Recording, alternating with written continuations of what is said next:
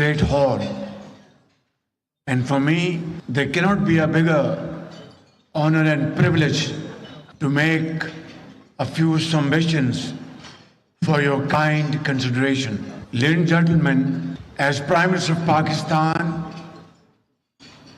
I have come here to convey you warmest greetings from 240 million Pakistanis who live in 4 provinces of Pakistan in Azad, Jammu and Kashmir and Gilgit-Baltistan. May I say, without any fear of contradiction, that friendship and brotherhood between Pakistan and China has no other parallel in this world. Of course, we have our brotherly countries in Gulf states like Saudi Arabia, UAE, Qatar, Kuwait. They are our brotherly countries. Of course, Iran and Afghanistan. But this long journey of friendship between Pakistan and China is unprecedented for more than one reason. Number one, this friendship is selfless. It has no personal interest. This friendship has stood by the test of time. This friendship has stood storms, wars, earthquakes, floods, and this friendship has been unshakable, unbreachable. This is what Pakistan-China friendship is all about. The great sage, rather immortal sage, Confucius, once said that it is not important to have many friends.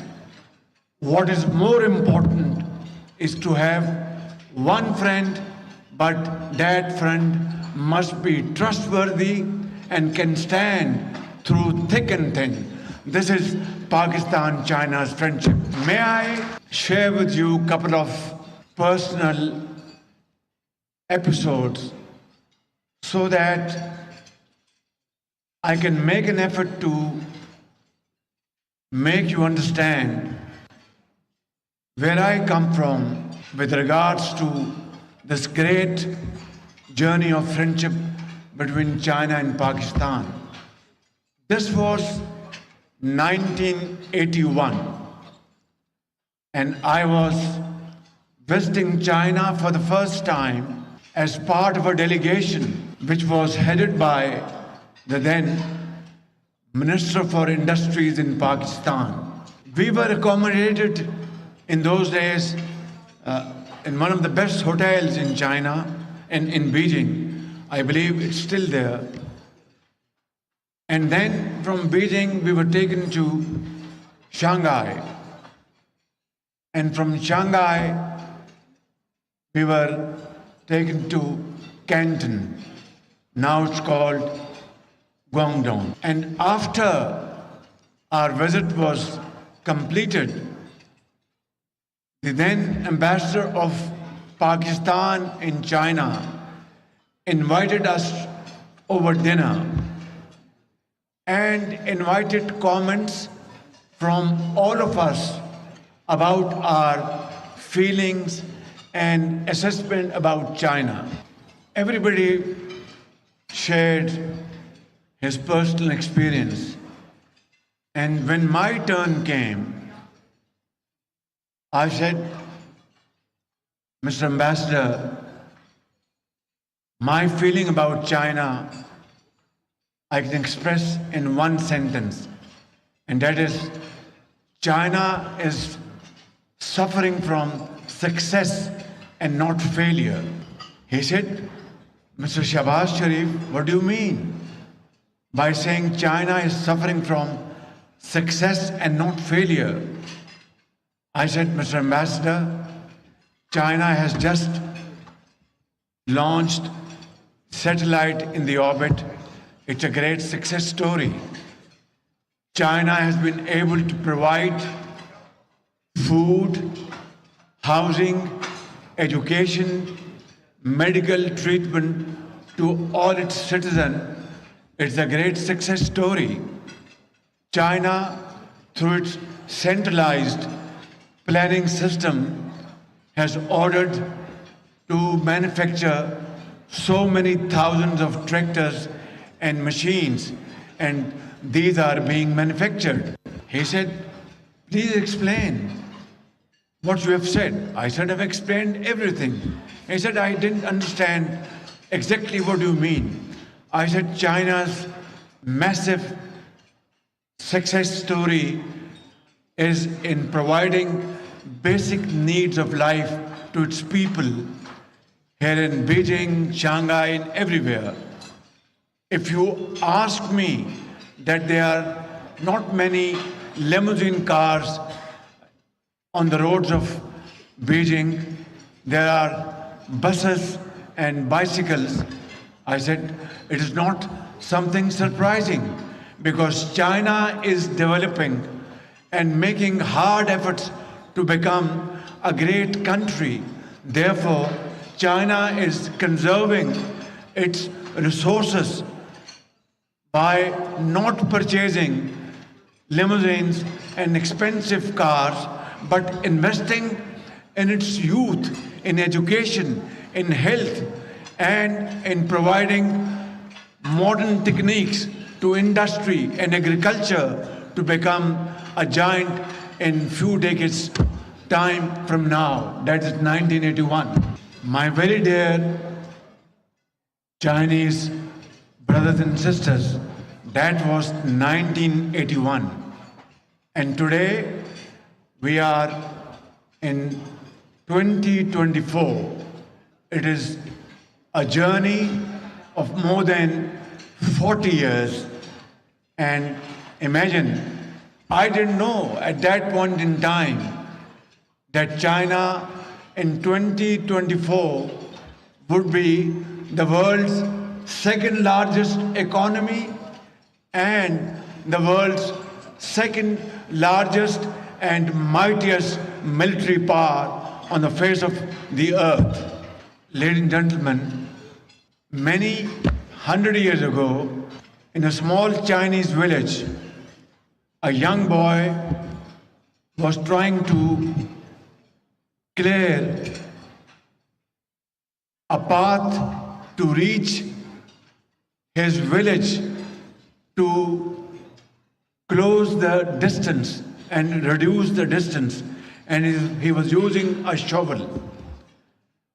An elderly Chinese person was passing by and asked this young boy, "What are you doing?" He said, "My village is there, and we have to go through a long way to reach our village.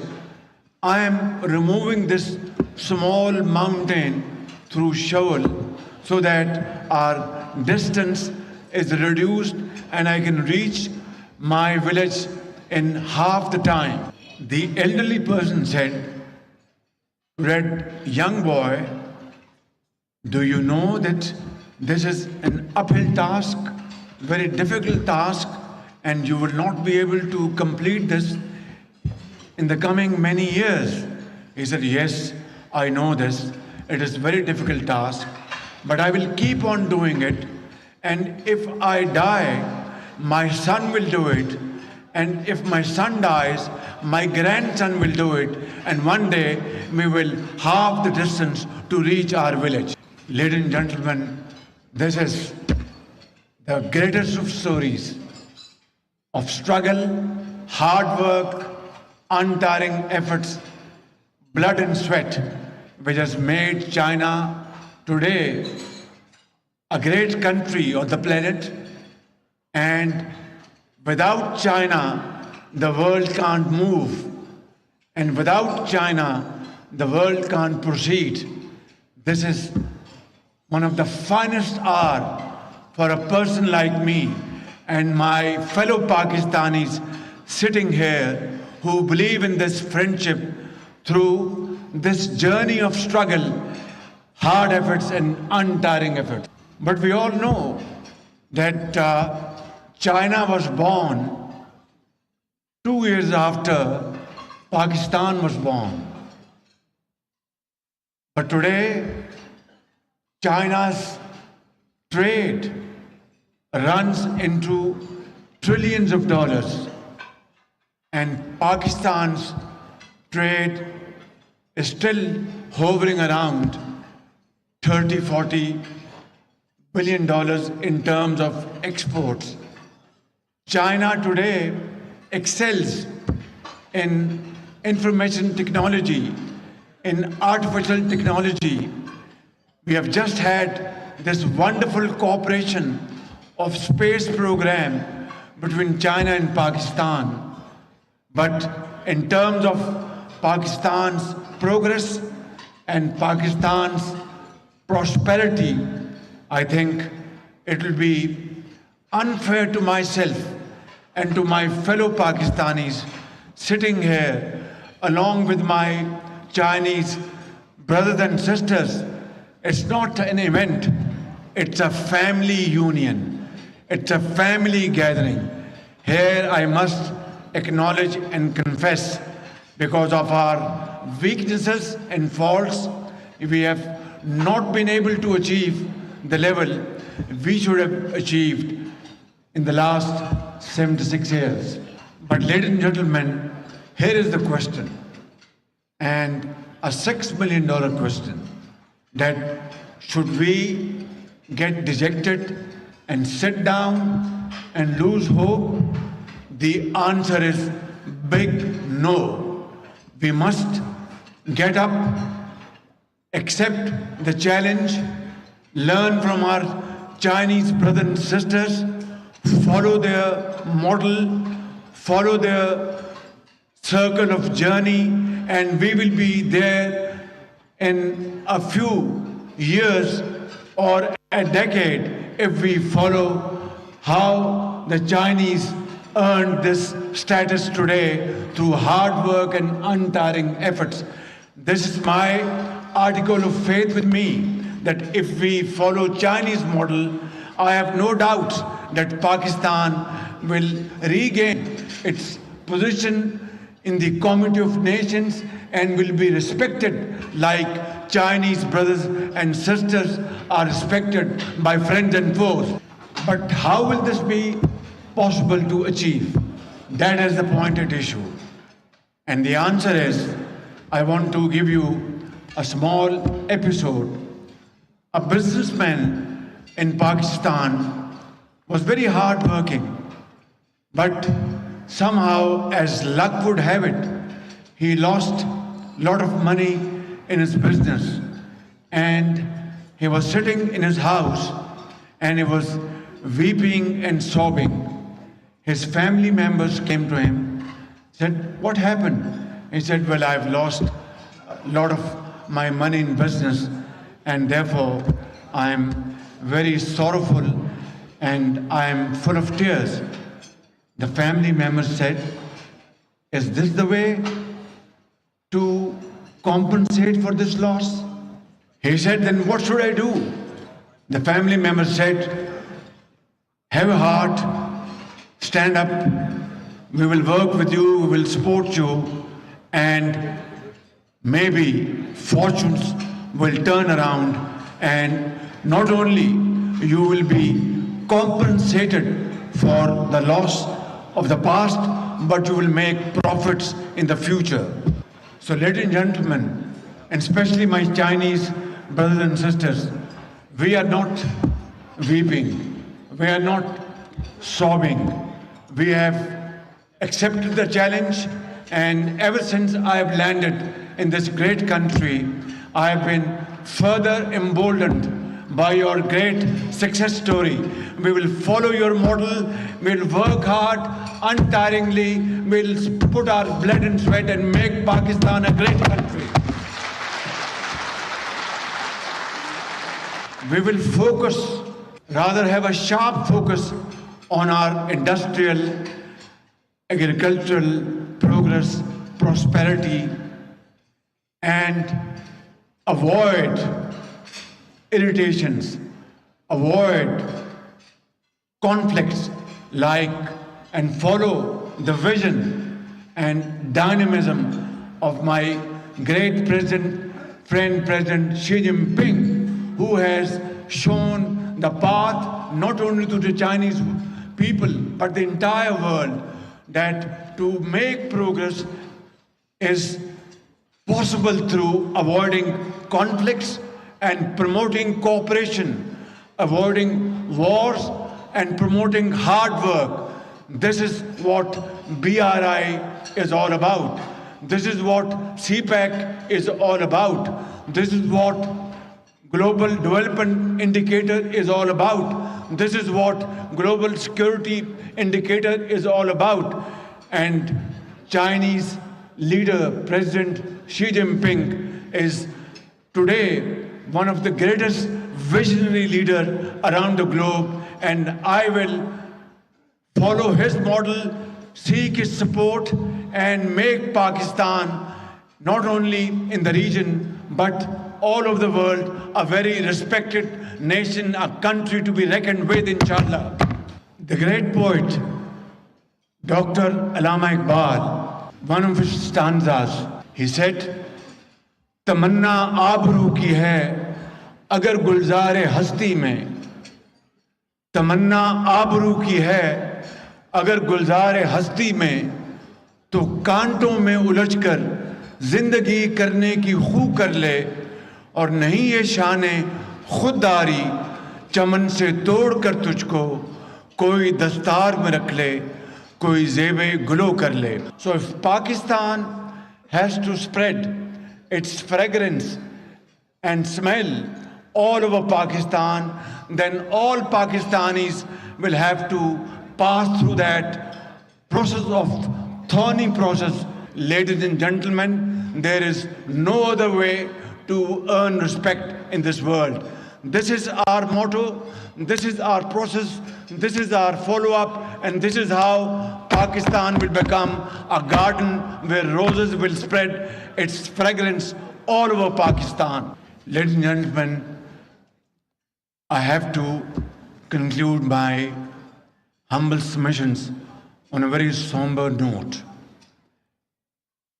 As all of you know, that in April this year, there was a very sad incident in Bisham, north of Pakistan, where 5 brethren Chinese were killed by terrorists of TTP, and that was a gruesome incident which shocked and sent shock waves across Pakistan.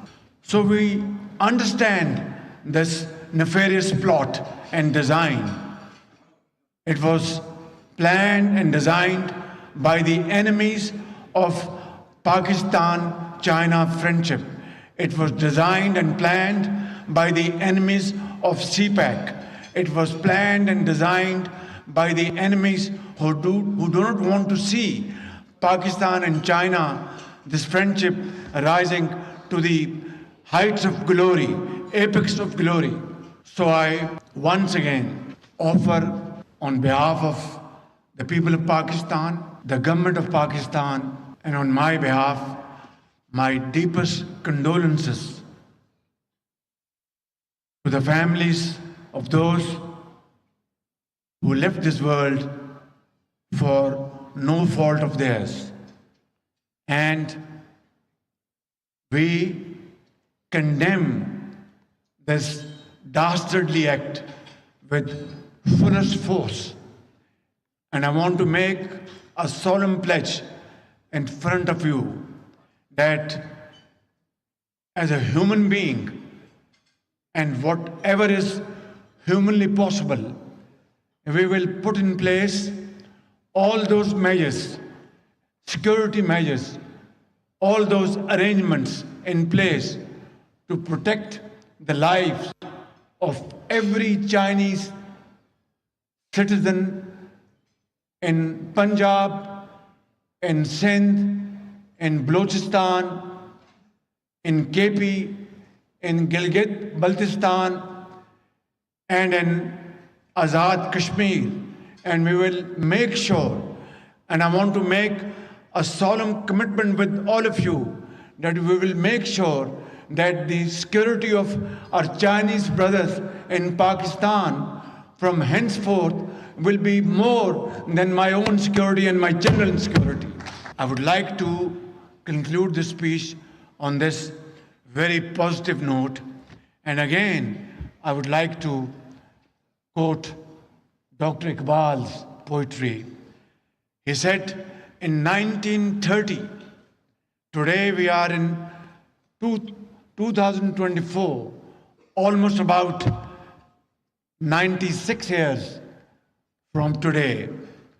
He said, and I'll translate, गिरां ख्वाब चीनी संभलने लगे, हिमालय के चश्मे उबलने लगे. Today it has become true like a gospel's truth.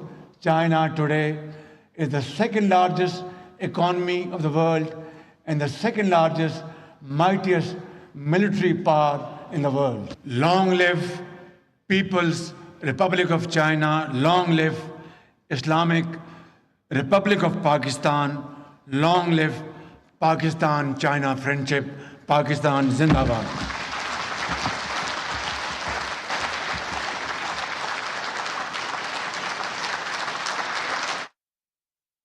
Beijing में वजीर एअज़म मियां मोहम्मद शहबाज शरीफ का पाक China friendship and business reception से खिताब जारी था, जिसमें उन्होंने कहा कि पाक चाइना फ्रेंडशिप एंड बिजनेस की तकरीब से खिताब मेरे लिए एजाज़ की बात